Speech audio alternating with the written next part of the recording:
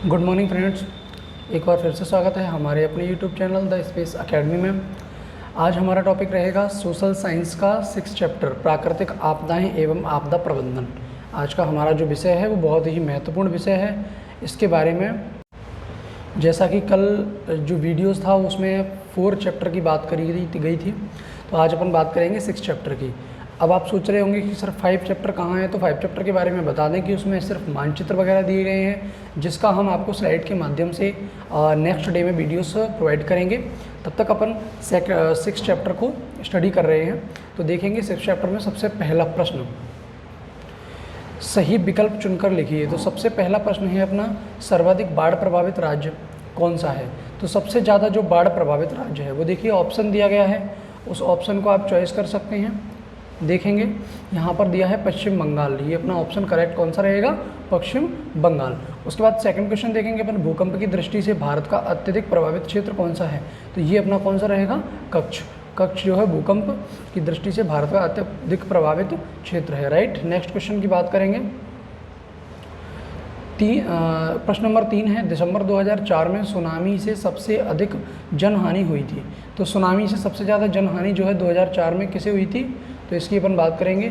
ये रहेगा अपना तमिलनाडु, और ऑप्शन नंबर ए, ये कौन सा रहेगा अपना, तमिलनाडु। राइट। उसके बाद अपन बात करेंगे, विश्व स्तर पर पहला भू शिखर सम्मेलन आयोजित हुआ था। तो विश्व स्तर पर सबसे पहला भू शिखर जो सम्मेलन जो आयोजित हुआ था वो हुआ था अपना कौन सा, ब्राज़ील में, रियो डी जेनेरो, किसके द्वारा, ब्राज़ील में हुआ गया था। राइट। उसके बाद देखेंगे अपना क्वेश्चन। अब अपने प्रश्न शुरू होते हैं अति लघु उत्तरीय प्रश्न। तो सबसे पहला प्रश्न आता है इसमें, भूस्खलन को रोकने के लिए पहाड़ी सड़कों के किनारे क्या किया जाता है। भूस्खलन होता क्या है और उसको रोकने के लिए पहाड़ी सड़कों के किनारे क्या किया जाता है। राइट। तो इसमें देखेंगे, पहाड़ी स्थानों पर सड़कों के किनारे भूस्खलन को रोकने हेतु बनाई गई पुख्ता दीवार बहुत ही महत्वपूर्ण सिद्ध होती हैं। तो भूस्खलन मतलब जो भूमि है, मतलब जो ज़मीन है उसका खुदाई या उसका टुकड़ों में बह जाना, उसे रोकने के लिए जो है भूस्खलन को रोकने के लिए पुख्ता दीवारें महत्वपूर्ण सिद्ध होती हैं। मतलब रोडों के किनारे पुख्ता दीवारें बना दी जाती हैं। उसके बाद अपन बात करेंगे, अचानक उत्पन्न होने वाली प्राकृतिक आपदाएं कौन कौन सी हैं। ये तो आप भी जानते हैं कि कुछ ऐसी आपदाएं हैं जो अचानक उत्पन्न हो जाती हैं, जिनके बारे में मानव कभी अनुमान नहीं लगा सकता है। जैसे एक एक्सीडेंट का कभी किसी व्यक्ति को पता नहीं होता है कि उसका एक्सीडेंट्स या किसी भी क्षेत्र में या किसी भी मानवीय क्रियाकलापों के द्वारा एक्सीडेंट्स या ऐसी कई घटनाएँ हैं जो बिल्कुल भी पता नहीं चलती हैं, अचानक से होती हैं। जैसे उसमें अपन बात करेंगे, भूकंप कभी बोलकर नहीं आता है, सुनामी लहरें, उसके बाद ज्वालामुखी विस्फोट, उसके बाद अपना भूस्खलन, बाढ़, चक्रवात, हिमस्खलन, बादल का फटना इत्यादि। ये जो घटनाएं हैं ये कभी भी बोलकर नहीं आती हैं, ये अचानक से उत्पन्न होने वाली घटनाएं हैं। क्वेश्चन नंबर 3 देखेंगे, तट बांध का निर्माण किन क्षेत्रों के लिए उपयुक्त माना जाता है। तट बांध का निर्माण बाढ़ प्रभावित क्षेत्रों के लिए सबसे ज़्यादा निर्माण करके बाढ़ के प्रभाव को कम किया जा सकता है। तो जो बाढ़ प्रभावित क्षेत्र हैं वहाँ पर तट बांधों का जो उपयोग है वो सर्वश्रेष्ठ माना जाता है। क्वेश्चन नंबर 4 देखेंगे, रिएक्शन पैमाने पर क्या मापा जाता है। तो रिएक्शन पैमाने पर अपने भूकंप की मात्रा एवं तीव्रता मापी जाती है। Question number 4 complete. अब आते हैं लघु उत्तरीय प्रश्न, आपदाओं से क्या तात्पर्य है। आपदा क्या होती है। तो अपन आपदा से आशय पढ़ेंगे। देखेंगे इसका जो उत्तर दिया है वो आपदा से आशय है। आपदा एक मानव जनित या प्राकृतिक विपत्ति है जिससे निश्चित क्षेत्र में आजीविका तथा संपत्ति की हानि होती है, जिसकी परिणति मानवीय वेदना तथा कष्टों में होती है। उसके बाद अतः वे समस्त घटनाएं जो प्रकृति में व्यापक रूप से घटित होती हैं, वे समस्त घटनाएं जो प्रकृति में व्यापक रूप से घटित होती हैं और मानव समुदाय को असुरक्षित एवं संकट में डालते हुए मानवीय दुर्बलताओं को दर्शाती हैं, आपदाएं कहलाती हैं। जैसे भूकंप, बाढ़, चक्रवात, सूखा, भूस्खलन, आग, आतंकवाद, नाभिकीय संकट, रासायनिक संकट, पर्यावरण संकट, ये जो है मानव को बहुत ही गहरे संकट में डाल देती हैं। तो ये समस्त घटनाएं क्या हैं, आपदा का रूप लेती हैं। अगला क्वेश्चन देखेंगे, सूखा एवं बाढ़ में क्या अंतर है? मेरा मतलब सूखा क्या होता है, जैसे लोग कहते हैं ना सूखा पड़ गया, वहाँ पे सूखा पड़ गया, यहाँ सूखा पड़ गया, उसके बाद लोग बाढ़ आ गई, तो इन दोनों में अंतर क्या है ये अपन देखेंगे। तो सबसे पहला अंतर इन दोनों में ये देखेंगे, सूखा एक प्रमुख आपदा है जो मानवीय चिंता का प्रमुख विषय रहा है। हमारे राष्ट्र में बहुत कम ऐसे क्षेत्र हैं जहां सूखे की समस्या का सामना नहीं करना पड़ता है। किसी भी क्षेत्र में होने वाली सामान्य वर्षा में 25% या उससे ज़्यादा कमी होने पर उसे सूखे की स्थिति में कहा जाता है। गंभीर सूखे की स्थिति को हम तब कहते हैं जब या तो वर्षा में 50% से अधिक कमी हो या 2 वर्षों से लगातार वर्षा न हो। अगर हमें कोई क्षेत्र सूखा घोषित करना है तो अपन अनुमान लगाएंगे कि वहाँ 25% और उससे भी कम जो वर्षा है वो हुई है, तो अपन उसे सूखा घोषित कर देंगे, सूखा क्षेत्र हो जाएगा। या फिर कई ऐसी वर्ष हैं जहाँ वर्षा होती ही नहीं है, 2-3 सालों से वर्षा ही नहीं हुई है, तो ऐसे क्षेत्रों को भी अपन सूखा क्षेत्रों की कैटेगरी में शामिल कर देते हैं। उसके बाद आता है अपना सिंचाई आयोग की 1972 की रिपोर्ट के अनुसार देश के वे क्षेत्र जहां औसत वार्षिक वर्षा 75 सेंटीमीटर से कम हो, साथ ही कुल वार्षिक वर्षा में सामान्य से 25% तक परिवर्तन हो, सूखाग्रस्त क्षेत्र कहा गया है। राइट। बाढ़ क्या होती है? किसी बड़े भूभाग में किन्हीं भी कारणों से हुआ जल भराव जिससे जन धन की हानि होती है, बाढ़ कहलाती है। जलाशयों में पानी की वृद्धि होने या भारी वर्षा के कारण नदी के अपने किनारों को लांघने या तेज हवाओं या चक्रवातों के कारण बांधों के फटने से विशाल क्षेत्रों में अस्थायी रूप से पानी भर जाता है, जिसे अपन बाढ़ का रूप देते हैं। अगला क्वेश्चन है अपना, भूस्खलन की आपदा से बचने के लिए प्रयुक्त 3 चरणों को लिखिए। तो देखिए भूस्खलन की आपदा से किस प्रकार बचा जा सकता है। तो भूस्खलन की आपदा से बचने के लिए 3 प्रकार के उपयोग हैं, जैसे आपदा संकट मानचित्र। देखिए सर्वप्रथम आपदा संकट मानचित्र करके भूस्खलन के क्षेत्रों का पता लगाना आवश्यक है। ऐसा करने से यह पता लग सकेगा कि बस्तियां बसाने के लिए कौन कौन से क्षेत्र में बचा जाए। जैसे कि ये आपदा संकट मानचित्र का अर्थ ये है कि सबसे पहले आप मानचित्र में ये देख लोगे कि सबसे ज़्यादा जो भूस्खलन है वो किस क्षेत्र में ज़्यादा होता है। जिस क्षेत्र में भूस्खलन ज़्यादा होता है वहाँ पे जो है आपको अपनी जो स्थान है या रहने की जो जगह है वो आपको नहीं बनानी होती है। राइट। उसके बाद अपन देखेंगे ये सेकंड जो टॉपिक है अपना, प्राकृतिक वनस्पति को बढ़ावा। तो ये प्राकृतिक वनस्पति को जो बढ़ावा है वो जो है देखेंगे, पहाड़ी ढालों पर प्राकृतिक वनस्पति को बढ़ावा दिया जाना चाहिए। पहाड़ी जो ढालें हैं उन पर प्राकृतिक वनस्पति को बढ़ावा दिया जाना चाहिए। वनस्पति विहीन ऊपरी ढालों पर उपयुक्त प्रजातियों के वृक्षों को रोपित करके पुनः वनस्पति युक्त बनाया जाना आवश्यक है। वनों को रोपित किया जाए, वन वहाँ बनाए जाएं और उन्हें वनस्पति युक्त बनाया जाए। नंबर 3 पॉइंट आता है, मजबूत बुनियाद के साथ नक्शे तैयार करके बनाए गए भवन भूमि की संचलन शक्ति को सहन कर लेते हैं। भूमि के नीचे बिछाए गए पाइप तथा केबल्स लचीले होने चाहिए ताकि वे भूस्खलन से उत्पन्न दबाव को सामना आसानी से कर सकें। राइट। तो इसमें जो लास्ट का पॉइंट है उसे देखेंगे, भूस्खलन को रोकने का सबसे सस्ता और प्रभावी तरीका है वनस्पति आच्छादन का विस्तार करना। ऐसा करने से मिट्टी की ऊपरी परत निचली परत के साथ जुड़ जाती है। अत्यधिक अपवाह और भूक्षरण को भी इससे रोका जा सकता है। ठीक है। उसके बाद अपन देखेंगे सुनामी से क्या हासिल है। आप लोगों ने क्वेश्चंस कई बार सुने होंगे कि सुनामी क्या होता है। तो देखिए आज अपन सुनामी के बारे में भी पढ़ेंगे। सुनामी क्या है? भूकंप और ज्वालामुखी से महासागरीय धरातल में अचानक हलचल उत्पन्न होती है और महासागरीय जल का अचानक विस्थापन होता है। परिणाम स्वरूप समुद्री जल में ऊर्ध्वाधर ऊंची तरंगें पैदा होती हैं। इसे सुनामी या भूकंप समुद्री लहरें कहा जाता है। जैसे आपने देखा होगा भूकंप और ज्वालामुखी जब आते तो महासागरीय जो धरातल है अचानक से उनमें हलचल होगी और उनकी जो लहरें हैं वो काफ़ी ऊंचाई तक उठेंगी। काफ़ी ऊंचाई तक उठने का अर्थ है यहाँ पर सुनामी या भूकंप की स्थिति बनने लगी। क्वेश्चन नंबर 5 देखेंगे। क्वेश्चन नंबर 5 में हिमालय और भारत के उत्तर पूर्वी क्षेत्रों में अधिक भूकंप क्यों आते हैं। तो इसके सबसे बड़ा देखिए इसका कारण क्या है। भूसंरचना की दृष्टि से हिमालय नवीन पर्वतीय श्रृंखला वाला क्षेत्र है। यह पर्वतीय क्षेत्र अभी भी अपने निर्माण की अवस्था में है, इसलिए समस्त हिमालय क्षेत्र सक्रिय भूकंप क्षेत्रों के अंतर्गत। यहाँ निरंतर ही प्राचीन काल से अनेक विनाशकारी भूकंप आते रहे हैं। भारतीय हिमालय के मध्यवर्ती भाग में स्थित विशाल मैदान भी भूकंप प्रभावित क्षेत्र है। 1988 में बिहार में भारत नेपाल सीमा पर अंचारिया में विनाशकारी भूकंप आया था, जिसका प्रभाव मधुबनी और दरभंगा पर पड़ा था। राइट, ये दो जगह है मधुबनी और दरभंगा जहाँ जो है भूकंप का प्रभाव काफ़ी तेज पड़ा था। उसके बाद अपन बात करेंगे पश्चिमी और मध्य भारत में सूखे ज़्यादा क्यों पड़ते हैं। तो देखिए पश्चिमी और मध्य भारत में सूखे ज़्यादा पड़ने का कारण क्या है। सूखे का सबसे महत्वपूर्ण कारण है वर्षा का कम होना। जहाँ वर्षा कम होगी वहाँ जाहिर सी बात है कि वहाँ सूखा पड़ेगा। तथा आसमान वितरण है। पश्चिमी तथा मध्य भारत में वर्षा की अनिश्चितता रहती है। यहाँ वर्षा केवल वर्षा ऋतु में ही होती है, इसलिए इसकी मात्रा कम रहती है। कई बार मानसून पवनें निश्चित समय से पूर्व ही समाप्त हो जाती हैं, जिससे पश्चिमी और मध्य भारत में सूखे ज़्यादा पड़ते हैं। तो मानसूनों के ऊपर है, जब वर्षा नहीं होगी तो वहाँ पर सूखे आना एक स्वाभाविक सी बात है कि जहाँ वर्षा नहीं होगी वहाँ सूखा पड़ जाएगा। क्वेश्चन नंबर 7 देखेंगे, भारत में सुनामी प्रभावित प्रमुख क्षेत्र कौन कौन से हैं। तो ये क्वेश्चन देखिए आपका वेरी इंपॉर्टेंट क्वेश्चन है, 2009 और 2011 की परीक्षाओं में पूछा भी गया है, तो इसे आप बहुत अच्छे से क्लियर करें। तो देखिए सुनामी आपदा के जो क्षेत्र हैं वो कौन कौन से हैं।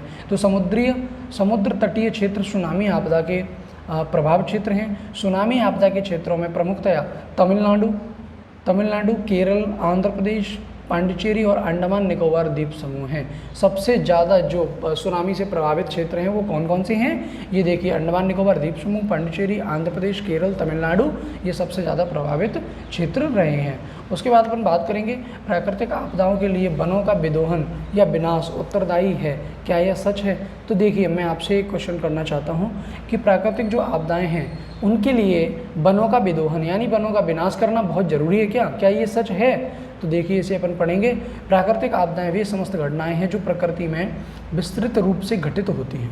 ठीक है, प्राकृतिक आपदाएं वे समस्त घटनाएं हैं जो प्रकृति में विस्तृत रूप से घटित होती हैं और जिनका प्रभाव विनाशकारी होता है। ये तो आप भी जानते हैं कि जो प्राकृतिक आपदाएं हैं, प्राकृतिक आपदाएं वे आपदाएं हैं जो प्रकृति के द्वारा दी जाती हैं, जैसे भूकंप, सुनामी और बिजली का गिरना, तेज बारिश का होना। तो ये सूखा, बाढ़, भूकंप, भूस्खलन एवं सुनामी। राइट, इन आपदाओं के लिए प्रमुख रूप से वनों का विदोहन उत्तरदायी है। वनों से हमें मिट्टी को पोषण तत्व प्राप्त होते हैं, मृदा अपरदन से रक्षा होती है, वर्षा में वृद्धि होती है, वन विनाश से प्राकृतिक जल धाराओं का सूखना, वर्षा कम होने से भूमिगत जल स्तर का नीचा होना, नदियों के जल स्तर का गिरना, जिससे सूखे की प्राकृतिक आपदा का सामना करना पड़ रहा है। राइट, इस प्रकार स्पष्ट है कि प्राकृतिक आपदाओं के लिए वनों का विनाश उत्तरदायी है। देखिए प्राकृतिक आपदाएं इसके लिए सबसे ज़्यादा जो उत्तरदायी वो वनों का विनाश है। लोग तुरंत पेड़ मिले, पौधे हुए छोटे, उन्हें तुरंत काट देते हैं। किसी भी स्थान को समतल बनाने के लिए वो लोग पेड़ों को काट देते हैं, जिससे भारी मात्रा में प्राकृतिक आपदाओं के बढ़ने की और जो है तादाद बहुत ज़्यादा हो जाती है। राइट, नेक्स्ट क्वेश्चन अपन पढ़ेंगे, महामारी कैसे फैलती है, स्पष्ट कीजिए। देखिए 2009 और 2013 में पूछा गया क्वेश्चन है, महामारी आपदा से आप क्या समझते हैं, इसके प्रमुख कारण बताइए। देखिए महामारी क्या होता है, महामारी कोई बीमारी है। महामारी कोई भी बीमारी हो सकती है, को किसी ऐसे रोग या स्वास्थ्य संबंधी अन्य घटना के रूप में परिभाषित किया जाता है जो असाधारण या अप्रत्याशित रूप से बड़े पैमाने पर फैल जाती है। महामारी या प्रकोप की स्थिति तब होती है जब किसी रोग विशेष से ग्रस्त मामलों की संख्या अनुमान से बहुत अधिक हो जाती है। कोई भी महामारी तेजी के साथ या अचानक फैल सकती है। देखिए आप पढ़ रहे हैं एमपी बोर्ड का social science, right, 10th class का, जिसमें आपको महामारी रिलेटेड एक क्वेश्चन मिला है। और आज आप जिस दौर से गुजर रहे हैं, आपने भी आप काफ़ी पिछले कई महीनों से लॉकडाउन का पालन भी कर रहे हैं, तो यहाँ अपने यहाँ एक महामारी फैली हुई है, कोरोना वायरस। राइट, तो ये कोरोना वायरस एक बहुत बड़ी महामारी है, क्योंकि यहाँ इससे ग्रसित लोगों की संख्या तादाद से ज़्यादा हो चुकी है, मरने वालों की संख्या भी काफ़ी ज़्यादा हो चुकी है। तो इसे अपन एक महामारी का नाम दे सकते हैं और यह बीमारी अचानक बहुत तेज़ी से फैल चुकी है। राइट, तो महामारी के प्रमुख कारण क्या होते हैं, विषाणु, जीवाणु, प्रोटोजोआ अथवा कवक होते हैं। खाद्य पदार्थ एवं पेयजल का प्रदूषण, बारिश के मौसम में मच्छरों की वृद्धि, पर्यटक एवं प्रवासी लोगों की अत्यधिक भीड़ तथा वातावरण पर प्राकृतिक आपदाओं का प्रभाव भी महामारी का प्रकोप लाता है। देखिए, आप जब आपके सामने कोई बीमारी नज़र आती है तब आप मास्क लगाना, अपने हाथों को सैनिटाइज करना, इनकी सुविधाएं आप अपने लिए उपलब्ध करा देते हैं। बल्कि महामारी कब, किस सिचुएशन में, किस कंडीशन में, कहाँ से कैसे फैल जाए, ये कभी किसी को पता नहीं होता है। इसलिए आप सैनिटाइजिंग है, ग्लिप्स हैं, मास्क हैं, इनका उपयोग तो रेगुलर अपने साधारण जीवन में डाल दें। ये तो बहुत ही आवश्यक है, क्योंकि महामारी फैलने से बचने के साथ साथ आप कई एलर्जी या कई विषाणु कीटाणुओं से भी बचेंगे, राइट। नेक्स्ट क्वेश्चन देखेंगे, आपदा प्रबंधन से क्या आशय है, आपदा प्रबंधन के मुख्य तत्व बताइए। ये क्वेश्चन बहुत ही इंपॉर्टेंट क्वेश्चन है, 2009, 2013, 15, 17 सब में पूछा गया है, राइट। आपदा प्रबंधन का ज्ञान प्रत्येक विद्यार्थी को होना चाहिए। आपदा प्रबंधन का ज्ञान बिल्कुल होना चाहिए, क्योंकि आपके पास कब विपत्ति आ जाए ये आपको पता नहीं होता, इसलिए उनका ज्ञान बहुत जरूरी है। तो देखिए, आपदा प्रबंधन क्रियाकलापों की एक ऐसी श्रृंखला है जो आपदा से पहले और उसके बाद ही नहीं बल्कि एक दूसरे के समानांतर भी चलती रहती है। यह व्यवस्था विस्तार और संकुचन मॉडल से भी अधिक है। इस व्यवस्था में यह मानकर चला जाता है कि आपदा संभावित समुदाय के भीतर आपदा की रोकथाम, उसके दुष्प्रभाव को कम करने, जवाबी कार्रवाई और सामान्य जीवन स्तर पर लौटने के लिए पर्याप्त उपाय होते हैं। तथापि विभिन्न घटक संकट और समुदाय की असुरक्षा की संभावना के बीच संबंध के आधार पर विस्तारित तथा संकुचित होते रहते हैं। अर्थात आपदा प्रबंधन ऐसे क्रियाकलापों का एक समूह है जो आपदा के पूर्व या बाद की स्थिति क्रम में न होकर एक दूसरे के साथ चलती है, राइट। अब इसके जो है मुख्य तत्व देख लीजिए। आपदा प्रबंधन के 4 मुख्य तत्व हैं। नंबर 1, पहले से तैयारी। इसके अंतर्गत समुदाय को आपदा प्रभाव से निपटने के लिए पहले से तैयार रहना पड़ता है। जैसे आपको पता है कि हमारे एग्ज़ाम आने वाले हैं, एक छोटा सा उदाहरण लेते हैं, तो उन एग्ज़ामों को सरल तरीके से संपूर्ण कम सिलेबस करने के लिए आप क्या करोगे, सबसे पहले उसकी तैयारी करोगे, तो प्राथमिकता हो गई। इसी प्रकार आपको पता है कि सर्दियों में कई तरह के वायरल हैं जो घूमते हैं, कई तरह के वायरल फैलते हैं, तो उनके लिए आप पहले से प्लानिंग करोगे कि सर्दियों में हमें ये काम नहीं करने हैं ताकि ये वायरल फैलने से हम बच जाएंगे। सेकंड है अपना राहत एवं जवाबी कार्रवाई। आपदा से पहले, आपदा के दौरान और आपदा के तुरंत बाद किए गए ऐसे उपाय जिससे यह सुनिश्चित हो सके कि आपदा के प्रभाव को कम से कम हो, राइट। अब आता है अपना सामान्य जीवन स्तर पर लौटना। ऐसे उपाय जो कि भौतिक आधारभूत सुविधाओं के पुनर्निर्माण तथा आर्थिक एवं भावनात्मक कल्याण की प्राप्ति में सहायक हो, राइट। उसके बाद देखेंगे रोकथाम और दुष्प्रभाव कम करने के लिए योजना। आपदाओं की गंभीरता तथा उनके प्रभाव को कम करने के उपाय। उसके बाद अपन बात करेंगे दीर्घ उत्तरीय प्रश्न। ये अपने लॉन्ग आंसर टाइप क्वेश्चन हैं, चाहो तो आप फेयर में नोट कर सकते हैं और अन्यथा आप वीडियो के माध्यम से भी क्लास ले सकते हैं। वीडियो को कई बार रिपीट करें ताकि ये आपके जो क्वेश्चन आंसर्स हैं वो बहुत अच्छे से क्लियर होकर समझ में आएंगे, राइट। अब नेक्स्ट अपन देखेंगे दीर्घ उत्तरीय प्रश्न, मतलब कि लॉन्ग आंसर टाइप क्वेश्चन। ये क्वेश्चन 4 से 5 नंबर और 6 नंबर में पूछा जाता है, तो इसे आप थोड़ा सा लॉन्ग करने की कोशिश करें। इसमें ये क्वेश्चन आंसर जो हैं इनमें ज़्यादा से ज़्यादा एक्सप्लेन करने की कोशिश करें। उसके बाद अपन देखेंगे बाढ़ आपदा के लिए उत्तरदायी कारकों का वर्णन करते हुए उसके नियंत्रण के उपाय बताइए। तो देखिए, अपना जो क्वेश्चन है वो बाढ़ आपदा के लिए उत्तरदायी कारकों का वर्णन करना है कि बाढ़ क्यों आती है। तो देखिए, बाढ़ क्यों आती है उसके उत्तरदायी कारण लिखते हैं। नंबर 1 कारण इसका बांध, तटबांध या बैराज का टूटना। भारत में तटबंध टूटने, बांध टूटने और बैराज से अधिक पानी छोड़े जाने के बाद बाढ़ आ जाती है। चंबल क्षेत्र है मध्य प्रदेश में स्थित चंबल क्षेत्र, मुरैना, भिंड इन साइडों में लगा हुआ है, वहाँ अक्सर बाढ़ आती रहती है। तो वहाँ आसपास जो नदी के किनारे जो गांव बसे हुए हैं उन्हें प्रत्येक रेनी सीजन में, मतलब वर्षा ऋतु में, उन्हें जो है खाली कराने के आदेश माननीय कलेक्टर महोदय प्रशासन द्वारा दिए जाते हैं, क्योंकि वहाँ हर साल बाढ़ आने की संभावनाएं लगभग 99% रहती है। चंबल क्षेत्र है ये मध्य प्रदेश का इधर उत्तर प्रदेश के बॉर्डर पे है चंबल क्षेत्र, जहाँ धौलपुर शुरुआत होता है और मुरैना का जो बॉर्डर है वो ख़त्म होता है, राइट। उसके बाद है नदियों में गाद की मात्रा बढ़ना है। हिमालय क्षेत्र में बहने वाली नदियों में मिट्टी, गाद पानी के साथ साथ बहकर मैदानों, समुद्री तटों क्षेत्रों में जमा हो जाती है। एक अनुमान के अनुसार हिमालय से निकलने वाली गंडक और सरयू नदी में प्रतिवर्ष 10 लाख घन फुट मिट्टी जल के साथ बहकर उत्तर प्रदेश के मैदानों में जमा हो रही है। इससे नदियों का तल उठ रहा है और उनकी जल स्तर पर ऊपर उठ रही है। अब प्रतिवर्ष इनकी ये धारा ही बाढ़ का रूप धारण कर लेती है, राइट। नेक्स्ट क्वेश्चन देखेंगे, 3rd नंबर है भूस्खलन होना। पर पर्वतीय क्षेत्रों में भूस्खलन द्वारा नदी का मार्ग अवरुद्ध होने से, नदी का जो मार्ग है वो अवरुद्ध हो जाए तो जलाशय बन जाते हैं और फिर उनके टूटने से प्रवाहकारी बलय आ जाती हैं। राइट। उसके बाद 4th नंबर देखेंगे, सड़क और निर्माण कार्यों से जल निकासी में व्यवधान। पर्वतीय क्षेत्रों में सड़कों के निर्माण, वन कटाई, अनियंत्रित खनन से पहाड़ों की भूमि अस्थिर हो रही है। हिमालय क्षेत्र में 1 किलोमीटर लंबी सड़क बनाने में औसतन 60,000 घन मीटर मलबा निकलता है। हिमालय क्षेत्र में लगभग 50,000 किलोमीटर लंबी सड़कों का निर्माण हो चुका है। तो सड़क निर्मित या एकत्रित मलबा भी बाढ़ों को आमंत्रित करता है, राइट।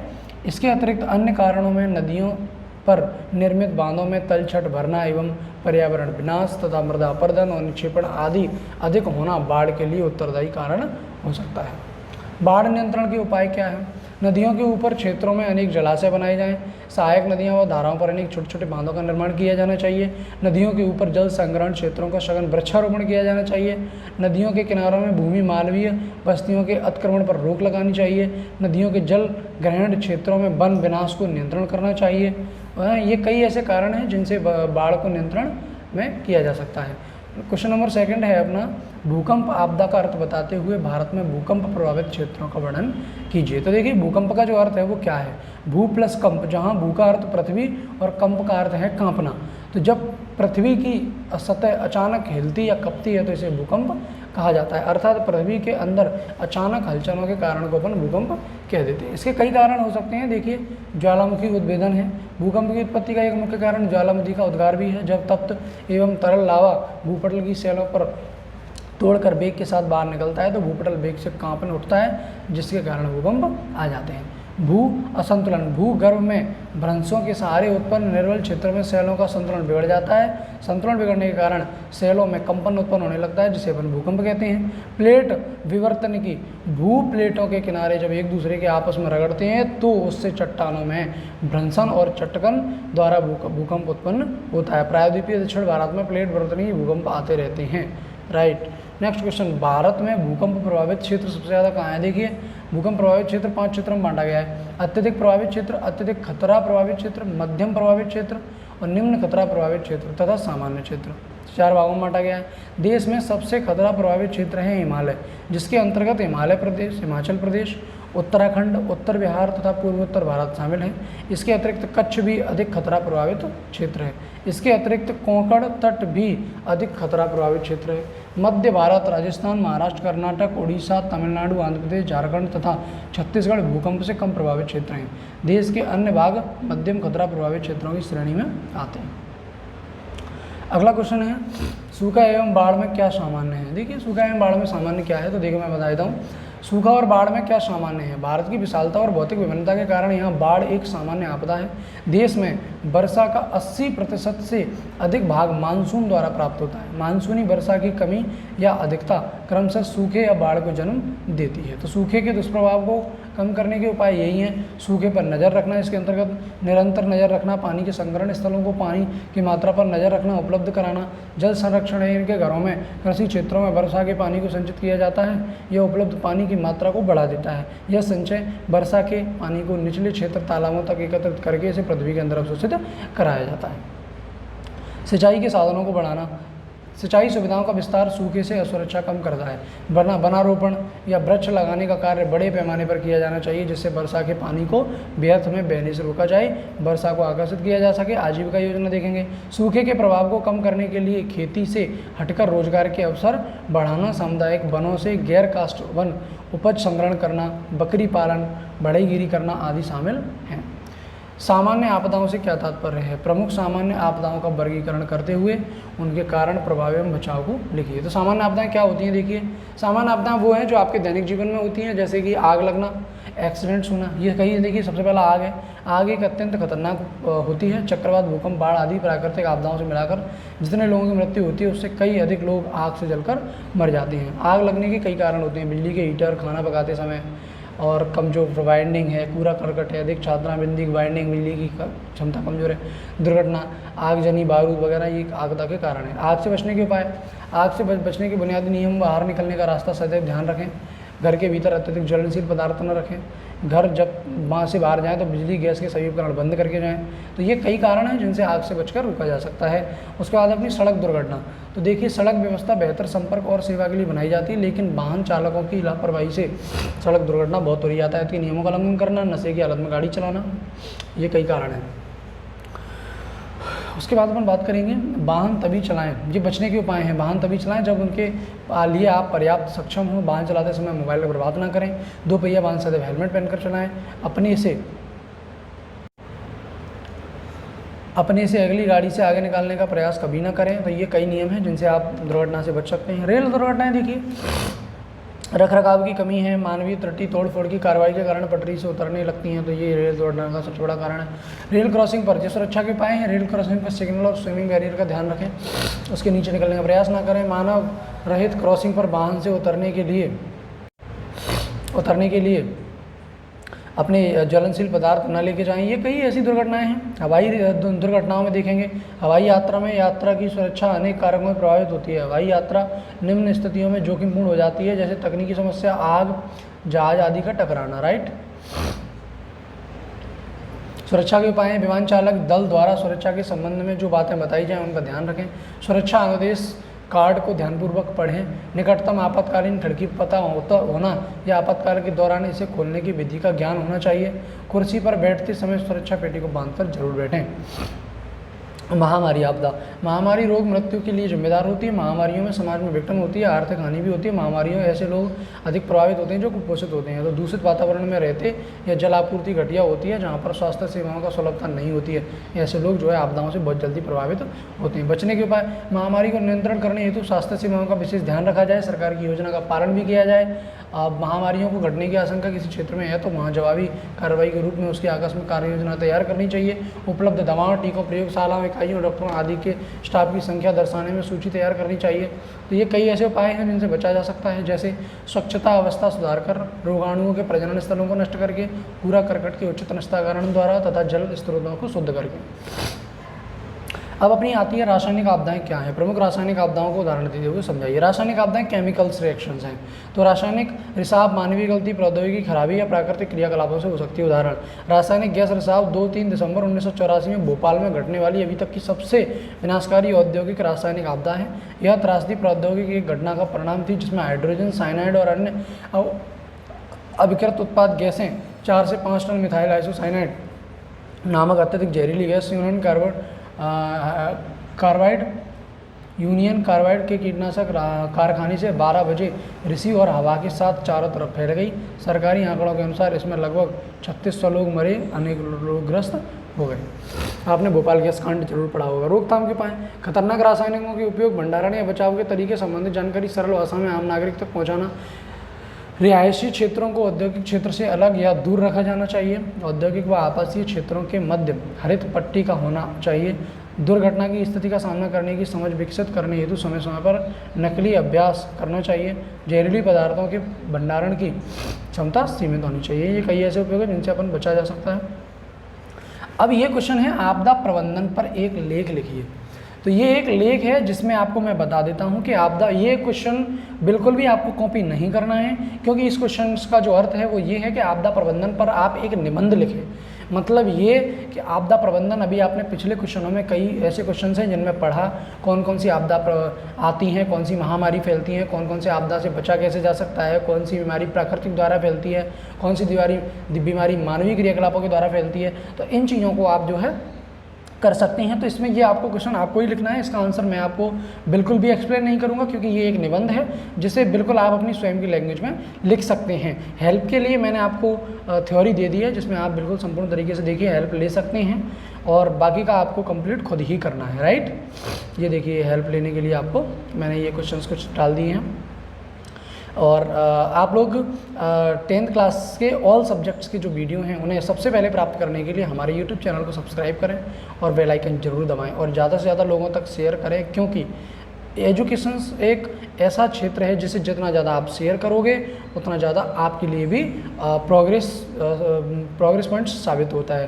राइट, तो आप ज़्यादा से ज़्यादा लोगों तक पहुंचाएं जो लोग आपके 10th में हैं, आपके फ्रेंड्स हैं, मित्र हैं, क्योंकि वो भी इसी क्वेश्चंस का या इसी स्टडी का वेट कर रहे हैं कि हम तक कोई ऐसा टॉपिक या ऐसा कोई चैप्टर आए जिससे हम अपनी स्टडी को आगे बढ़ा सकें। तो आप हमारे साथ जुड़े रहिए, आपको नेक्स्ट वीडियो भी जल्द से जल्द मिलेंगे, और सोशल साइंस हो, हिंदी और इंग्लिश, ये सारे सब्जेक्ट आपको स्लाइड के माध्यम से, वीडियो के माध्यम से डायरेक्ट ऑनलाइन क्लास में कंप्लीट कराए जाएंगे। राइट, उसके बाद इस क्वेश्चन को आप बिल्कुल जल्द से जल्द कंप्लीट करें, क्योंकि इसमें मैंने आपको हेल्प के लिए बहुत सी स्लाइड डाल रखी है। राइट। आप चैनल को सब्सक्राइब ज़रूर करें और ज़्यादा से ज़्यादा शेयर भी करें।